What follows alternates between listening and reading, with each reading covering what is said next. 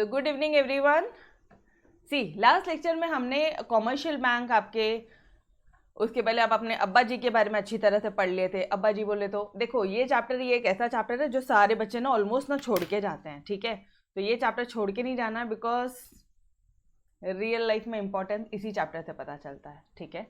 RBI के बारे में नहीं पता है, कोई सेंस नहीं है तुम्हारे इकोनॉमिक्स पढ़ने का, ठीक है जी। कॉमर्शियल बैंक के बारे में नहीं पता है, कोई सेंस नहीं है। तो प्लीज़ ये चैप्टर छोड़ के मत जाओ, इट्स वेरी इजी। सबसे पहले अपन ने आरबीआई के फंक्शंस देखे, फिर अपन अभी कॉमर्शियल बैंक देखा अपन ने, उसके फंक्शन देखे, उसके डेफिनेशन देखा, उसका फंक्शन देखा। उसके बाद में now we are on to your cooperative bank, फिर डीएफआई, फिर डीएफएचआई, द एंड, बस खत्म, ठीक है। चलो आ जाओ। कोऑपरेटिव बैंक्स क्या होता है? What do mean by this your cooperative bank? Cooperation, cooperate. Guys please cooperate करो ना एक दूसरे को। What do mean by this word cooperate? मतलब एक दूसरे की मदद करना। तो ये कोऑपरेटिव जो बैंक्स होती है, ये भी, इनका भी मेन फंडा यही होता है कि ये एक दूसरे को हेल्प करते हुए आगे बढ़ती है, ठीक है। किसको हेल्प करेगी? तो ऑब्वियसली वो अपने मेंबर्स को हेल्प करती है। It came into existence with the enactment of cooperative credit societies act 1904। ये आपको ऑब्जेक्टिव्स में पूछा जा सकता है। कब एनैक्ट हुआ है, कौन सा एक्ट लेकर है इसको? Cooperative credit society. मैम यहाँ पे कोऑपरेटिव या फिर क्रेडिट सोसाइटी, बैंकों का काम क्या होता है? क्रेडिट देना, तो ये तो पार्ट आना ही है। कोऑपरेटिव क्रेडिट सोसाइटी एक्ट है एक 1904 का, उसके तहत ये कोऑपरेटिव बैंक एनैक्ट हुई है, मतलब बनी है। समझ में आ रहा है? इन बैंक का काम क्या होता है? They supplement the efforts of commercial banks. Cooperative जो बैंक होती है, ये ऊपर वाली जो बैंक है ना कॉमर्शियल बैंक, गाइस ये नीचे वाली bank cooperative bank, commercial bank के एफर्ट्स को हम और सप्लीमेंट करते हैं, मतलब उन्हें और बढ़ावा देते हैं। मतलब भाई हम भी, उनका मेन काम क्या होता है? लोन देना। चलो आ जाओ, कॉमर्शियल बैंक के एक बार फंक्शन देखो फटाफट से। पहला क्या है? डिपॉजिट लेना। कहाँ गया? एक्सेप्टेंस ऑफ डिपॉजिट्स, ठीक है। दूसरा क्या है? एडवांसमेंट ऑफ लोन्स, प्रोवाइडिंग, एक तरह से डिपॉजिट लिया, दूसरी तरफ लोन्स एंड एडवांसेस किया।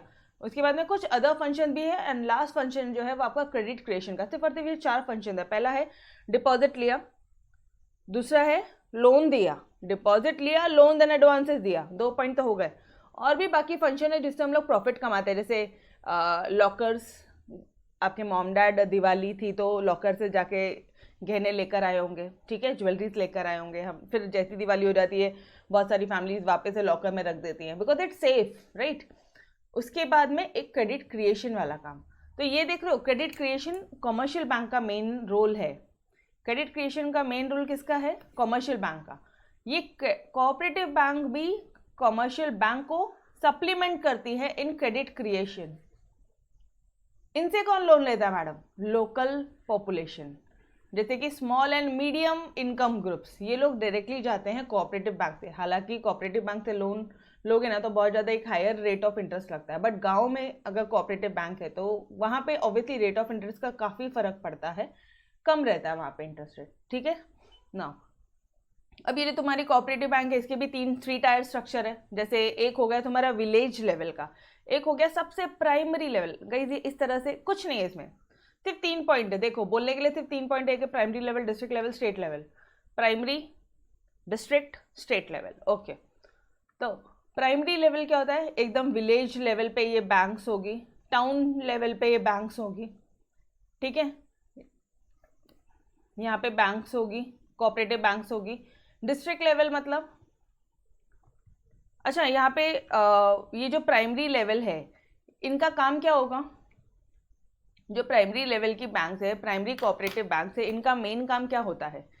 गांव में अगर किसी को लोन चाहिए, अपार्ट एग्रीकल्चर सेक्टर वाला बात नहीं हो रहा है यहाँ पे, अपार्ट फ्रॉम एग्रीकल्चर सेक्टर बाकी सेक्टर्स के लिए भी तो लोन चाहिए, गांव का डेवलपमेंट करने के लिए, गांव को आगे बढ़ाने के लिए, ठीक है। तो ये उस केसेस की बात हो रही है। जैसे मान लो उनको हाउसिंग लोन चाहिए, तब यहाँ पे आ जाती है आपकी primary level banks, primary cooperative banks आ जाती है, ठीक है। उसके बाद होती है तुम्हारी district level bank. District level जैसे कि for example Nagpur district central cooperative bank, आप प्लीज सर्च करो, ठीक है। ये गांधी सागर में है, Nagpur district central cooperative bank, Nanded district central cooperative bank, ठीक है। और क्या, जैसे Pune district central cooperative bank, Raigad district central cooperative bank, Ratnagiri district central cooperative bank, Sangli district central cooperative bank. Guys district level पे है, डिस्ट्रिक्ट की है लेकिन सेंट्रल है, समझ में आ रहा है क्या एवरीवन? अच्छा तुम्हें नाम वाम कुछ भी याद नहीं रखना, बट जस्ट मैं आपको लेक्चर्स के दौरान बता रही हूँ कि इतनी सारी, हर एक डिस्ट्रिक्ट के एक सेंट्रल बैंक है, हर एक डिस्ट्रिक्ट लेवल पे एक कोऑपरेटिव बैंक होती है। ये बात क्लियर है एवरीवन?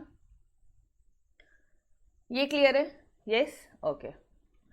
उसके बाद में स्टेट लेवल कोऑपरेटिव बैंक्स होती है, स्टेट लेवल। अच्छा गाइस इनका काम क्या होता है? ऑब्वियसली यहाँ पे डिस्ट्रिक्ट लेवल पे जो बैंक्स होती है उनको लोन देना, ठीक है, यहाँ पे सॉरी यहाँ के ये बैंक को जिन्होंने अप्रोच किया उनको वो लोन वगैरह देगी, और साथ ही साथ कभी ऐसी भी सिचुएशन आती है कि ये जो प्राइमरी लेवल बैंक है इनको भी फंड्स की ज़रूरत होती है, तो ये इनको भी लोन वगैरह देती है, ठीक है।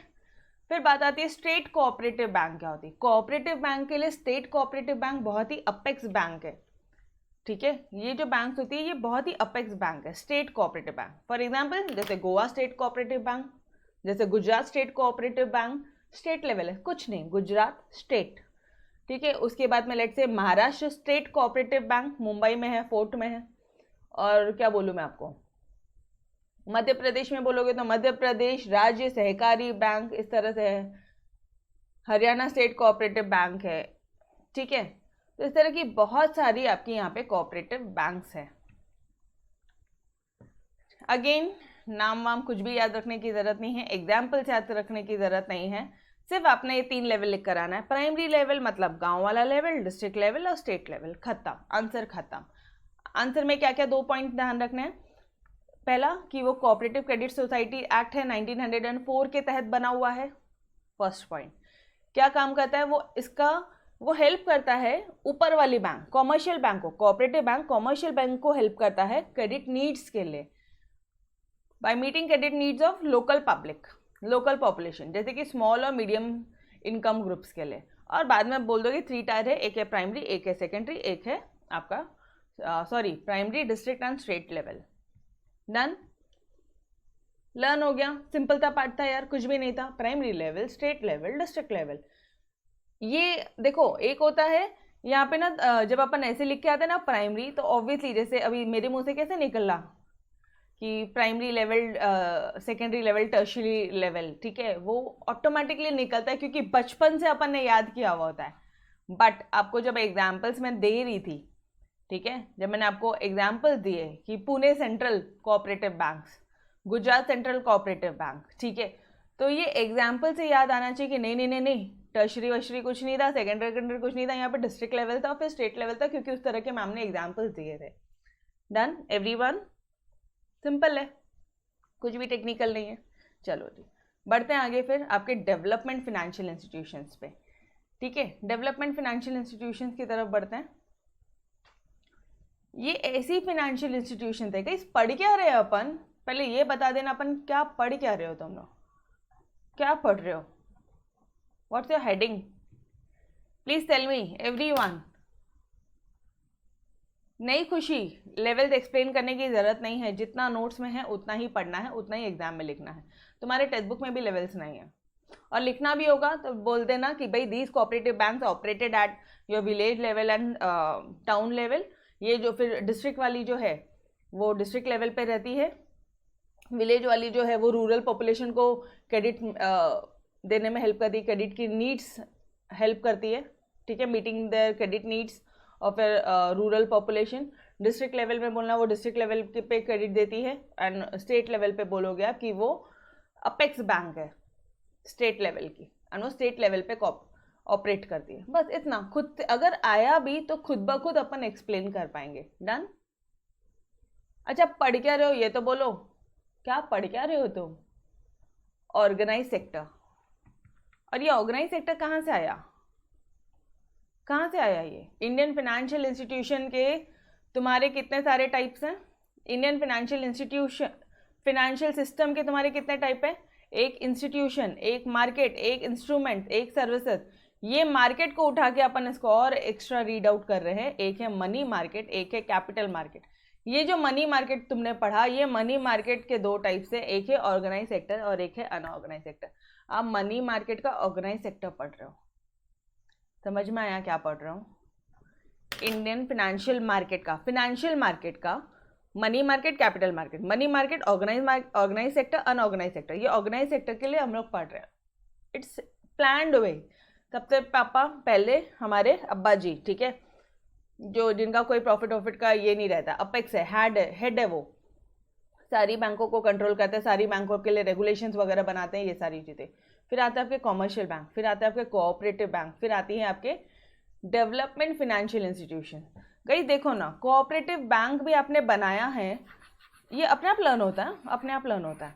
जब आपने कोऑपरेटिव बैंक भी आपने बनाया है, आरबीआई पूरे बैंकों को कंट्रोल करती है, कॉमर्शियल बैंक पैसा प्रॉफिट कमाती है, प्रॉफिट मेकिंग एक्टिविटीज करती है, याद आ रहा है? कॉमर्शियल बैंक लोन लेना, लोन देना, सॉरी डिपॉजिट्स लेना, लोन देन एडवांसेस देना, एंसिलरी फंक्शंस करना, एंड साथ ही साथ आपका ये करना, क्या बोलते हैं, क्रेडिट देना, ठीक है। कोऑपरेटिव बैंक्स इसमें कुछ नहीं, वो primary level, state, district level and state level अपन लिख कर आएंगे, ठीक है। फिर बाद में आता है, देखो अभी तक अब डेवलपमेंट करना गांव गांव का, हर एक इंस्टीट्यूशंस का डेवलपमेंट करना, हर एक सेक्टर का डेवलपमेंट करना। फॉर एग्जांपल एग्रीकल्चर सेक्टर के लिए अलग करना, ठीक है, इंडस्ट्रियल सेक्टर के लिए अलग करना। तो ये जो डेवलपमेंट फाइनेंशियल इंस्टीट्यूशन है, इनका मेन एम होता है डेवलपमेंट करने का। क्लियर है एवरीवन? Are you here? ठीक है, डेवलपमेंट हो गया, पैसा बनना शुरू हो गया, पैसा बना रहे हो तुम, ठीक है, हर कोई पैसा कमा रहा है लोन लेके, मस्त मस्त अच्छा खासा चल रहा है, लेकिन अब वो जो पैसा है उसको इन्वेस्ट कहाँ करोगे? तो इन्वेस्टमेंट इंस्टीट्यूशंस आ रही है, इन्वेस्टमेंट करोगे, लेकिन कुछ तो बीच में फाइनेंशियल इंटरमीडिएरीज लगेंगे, कुछ तो बीच में लोगों की हेल्प लगेगी, पूरा कोरिलेटेड याद होता है, ठीक है।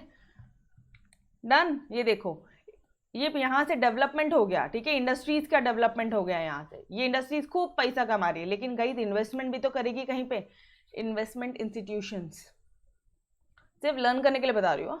उसके बाद में इन्वेस्टमेंट करना है तो ऑब्वियसली आपको इंटरमीडिएरीज, मतलब बीच में कुछ एजेंट्स की जरूरत पड़ती है, तो रेगुलेटेड फाइनेंशियल इंटरमीडिएरीज, रेगुलेटेड मतलब कानूनन रेगुलेशन उन पर एप्लीकेबल है, ये आपका पैसा लेके भाग नहीं सकते हैं, रेगुलेशंस है उनके ऊपर, कानूनन इंटरमीडिएरीज है, वो कानूनन एजेंट है, ठीक है, तुम्हें इन्वेस्टमेंट करवाने के लिए कानूनन एजेंट है। And last is your discount and finance house of India, that's it. जो इनका काम क्या होता है पता है क्या?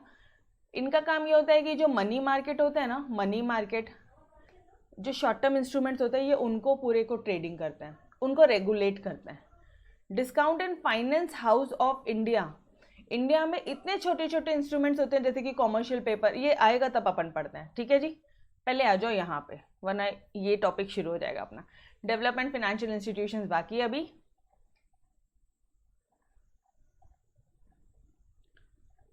Yes,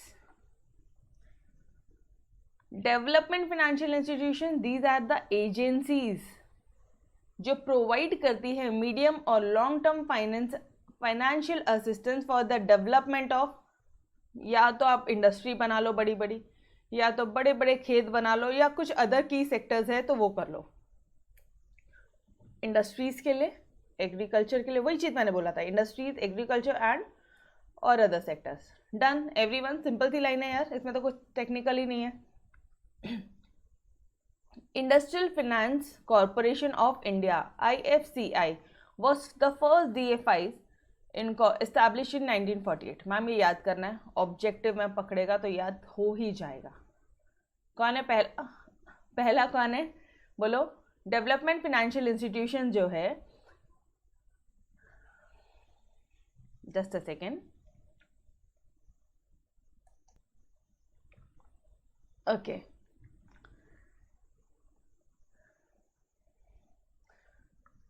so industrial finance corporation of India जो है, IFCI। अभी ना कई बार ऐसा होगा कि मैम ये DFI क्या है, ये DFHI क्या है, यहाँ पे भी तुमको कन्फ्यूजन होगा, but trust me, have patience. आप ना इस तरह से लिख के करो, पता है, I know this chapter is boring थोड़ा सा, बहुत सारी टेक्निकल चीज़ें पढ़ाने लगा रहे हैं लोग अपन को।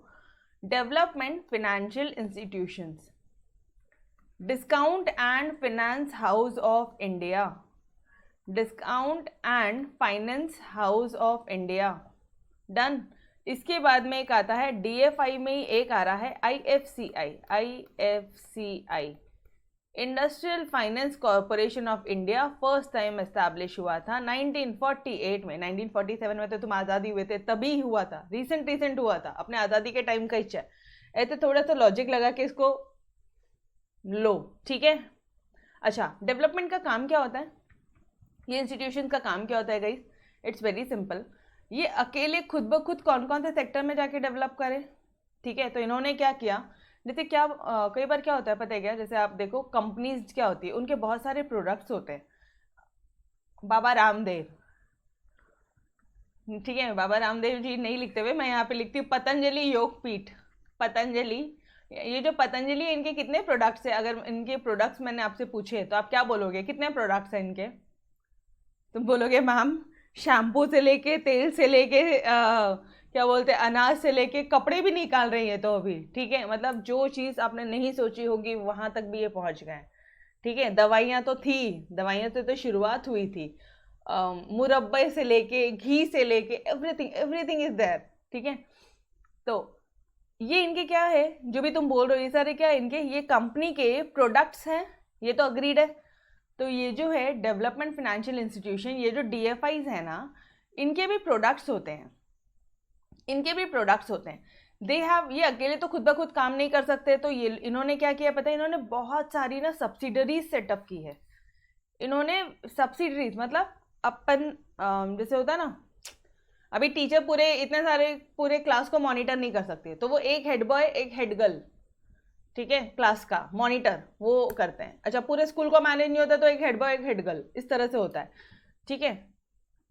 तो इसी तरह से इन्होंने भी क्या किया ना, इन्होंने बहुत सारी सब्सिडरीज एस्टैब्लिश की है। सब्सिडरीज मतलब जो इनका काम देख रेख करे। अब ये सब्सिडरीज का काम क्या होता है, wide range of products and services देना, wide range of products and services देना। अब मुझे एक बात बताओ, डेवलपमेंट करना है तुमको इंडस्ट्रीज का डेवलपमेंट करना है, तो तुम कॉमर्शियल बैंकिंग ये सर्विस दोगे, कंज्यूमर फाइनेंस दोगे, ब्रोकिंग के लिए अगर जरूरत पड़ती है, venture capital finance. Venture capital finance मतलब क्या होता है पता है, यू आर हैविंग आइडिया, तुम्हारे पास में आइडिया है, जैसे ये ओला है, उबर है, और क्या है आपका, इनके पास में क्या था, इनके पास में आइडिया था।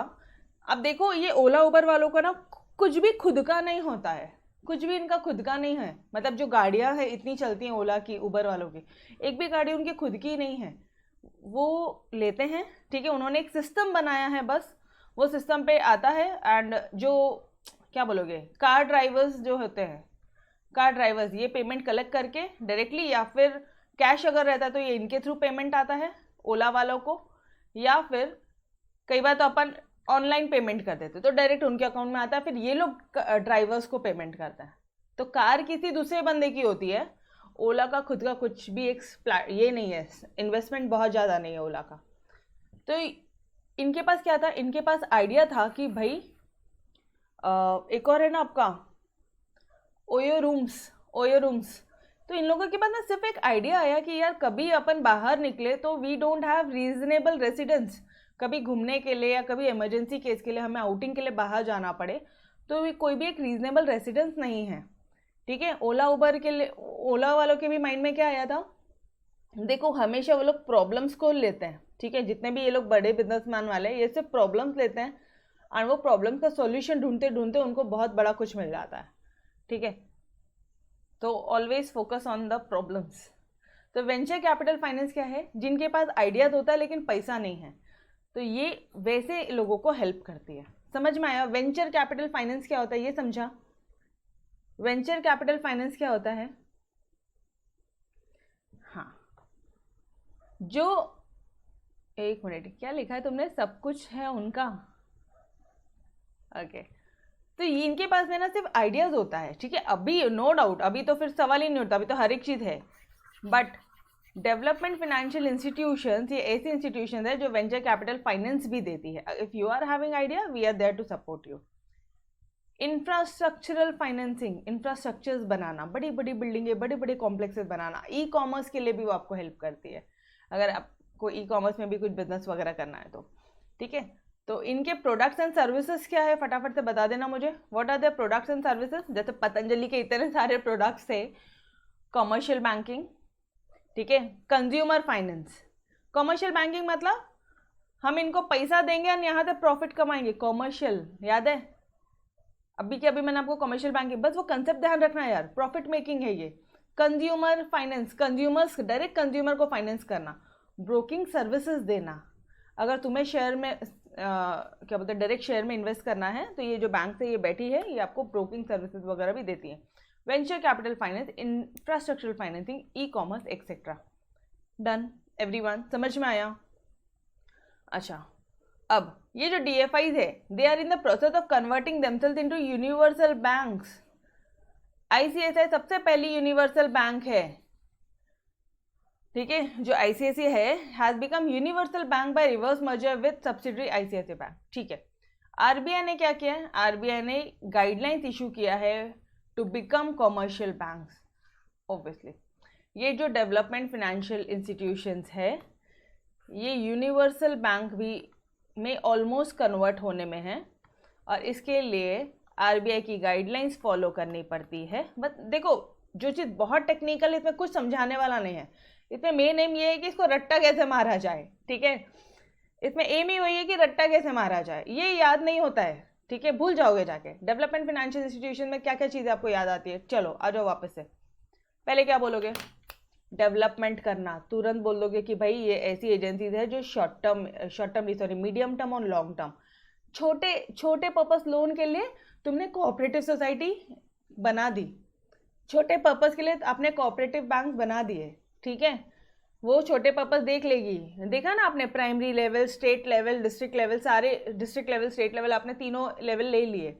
इसके अलावा डेवलपमेंट करना है तो कौन बैठा है, DFI। इसका क्या एम है, मीडियम एंड लॉन्ग टर्म आपका फाइनेंशियल इंस्टीट्यूशन है। उसके बाद में पहली बार ये कब एस्टैब्लिश हुआ है, IFCI कब एस्टैब्लिश हुआ था, 47 में अपन यही हुए थे, आज़ाद हुए थे, 1948 में हुआ था, थोड़ा सा ट्रिक लगा के याद रख लो। वेरियस प्रोडक्ट्स एंड सर्विसेज है यार, इनकी प्रोडक्ट सर्विसेज तो याद रहेगी, वह पैसा भी कमाते हैं, कमर्शियल बैंकिंग भी करते हैं, कंज्यूमर्स फाइनेंस भी करते हैं, ब्रोकिंग भी करते हैं, वेंचर कैपिटल फाइनेंस भी करते हैं, ई कॉमर्स भी करते हैं, लास्ट वाला मुझे भी याद नहीं हुआ। इंफ्रास्ट्रक्चर, बड़ी बड़ी बिल्डिंगें बनाना, इंफ्रास्ट्रक्चर डेवलप करना, लाइक रोड्स, रेलवेज, डैम्स, ये सब के लिए भी अगर डेवलपमेंट के लिए कहीं पे ज़रूरत होती है तो भी ये बैंक बैठी है। नन। उसके बाद में they are in the process of converting into universal bank.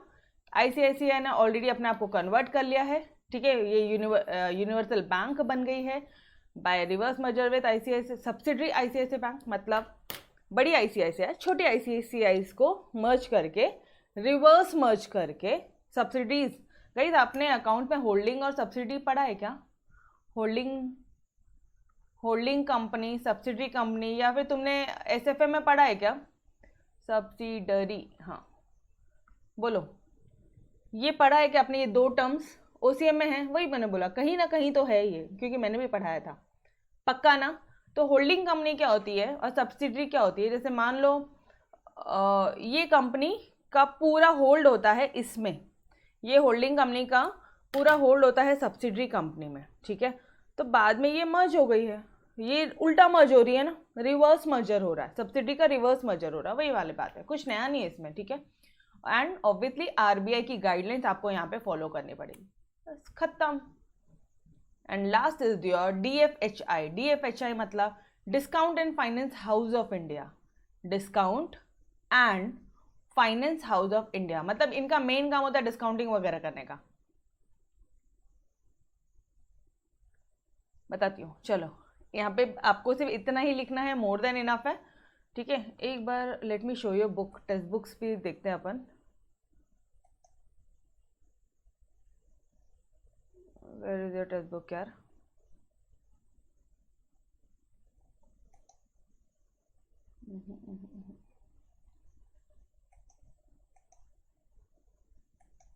रुको आपको एक बार आपकी टेक्स्ट बुक भी दिखा दूँ, उसमें भी मेरे ख्याल से इतना ही है, इससे ज़्यादा आपको नहीं है।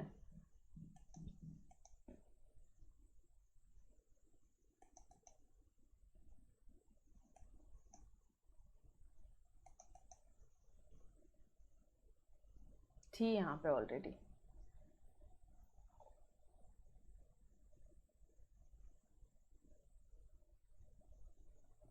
इससे ज़्यादा करो भी मत, मतलब मैंने भले आपको एक्स्ट्रा एक्स्ट्रा चीज़ें बताई है, बट जितना नोट्स है ये सिर्फ समझने के लिए, एक बार समझने के लिए अच्छा है कि इसके अंदर क्या है ना, वो आपको एग्जाम्पल सुनते हुए याद आ जाएंगे।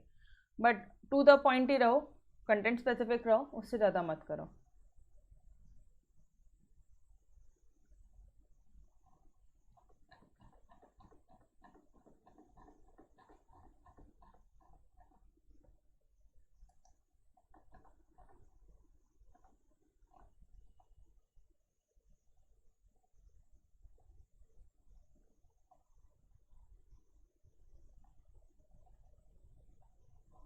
दिखाती हूँ आपको, जस्ट सेकेंड ना। रोल ऑफ मनी मार्केट हो गया, अनऑर्गेनाइज सेक्टर ये रहा। चिंता ना करो, आपकी टेक्स्ट बुक को ध्यान में रखते हुए ही आपकी ये नोट्स का फ्रेम किया है, ठीक है। तो इससे ज़्यादा करने की ज़रूरत ही नहीं है। कब सेटअप हुआ था ये DFHI? कब सेटअप हुआ था? वो सेटअप इन 1988। ऊपर वाला कब था? 1948 में DFI था, ठीक है जी। 1988 में ये है। हाँ भी नहीं बोलते हो, ये 1948 में था, ठीक है। ये 1988 में है।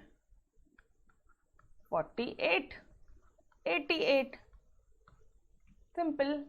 DFI DFHI done everyone. थोड़ा सा सिमिलैरिटी करके लर्न किया और कुछ नहीं। It was set up in 1988 and as a money market institution based on the recommendation of Vaghul committee. ये मेन मनी मार्केट आपका इंस्टीट्यूशन है, ठीक है, जो वागुल कमेटी के रिकमेंडेशन पे सेटअप हुआ है। It is jointly owned by, मतलब ये जो इंस्टीट्यूशन है ना, जॉइंटली ओन्ड बाय। जैसे होल्डिंग ने 100% इसको होल्ड किया था, सब्सिडरी को पूरा इसका टेक ओवर, मतलब पूरे इसके कंट्रोल होल्डिंग कंपनी के पास में थे। ये क्या काम करेगा, कौन से इसके एसेट्स होंगे, क्या लाइबिलिटीज होंगे, जो भी कुछ है, ठीक है, कौन सा प्रोसेस बनाएगा, क्या प्रोडक्शन करेगा, जो भी कुछ है, सारे इसके मेन डिसीजन सब्सिडरी कंपनी के होल्डिंग लेता है। लेकिन जो DFHI है, it is jointly owned bye RBI का उसमें कुछ शेयर है, पब्लिक सेक्टर बैंक्स का तुम्हारा कुछ शेयर है, ये फिनेंशियल इंस्टीट्यूशंस का भी उसमें कुछ शेयर है, to impart liquidity to money market institution. मतलब मनी मार्केट इंस्टीट्यूशंस को लिक्विडिटी प्रोवाइड करना, मतलब जब कभी कैश चाहिए तो कैश प्रोवाइड करना। तो इसलिए मैंने आपको बोला था ये जब भी आया DFHI, सिर्फ माइंड में मनी मार्केट इंस्टीट्यूशन रख लेना। मनी मार्केट इंस्टीट्यूशन को ये लिक्विडिटी प्रोवाइड करता है, बाकी इसके अलावा कुछ भी नहीं है। डन? क्या 40 कर दो? क्या बोल रहे हो आप लोग? अच्छा ओके, कुछ भी 48 एंड 88 है वो। चलो अब आ जाओ नोट्स में, ठीक है।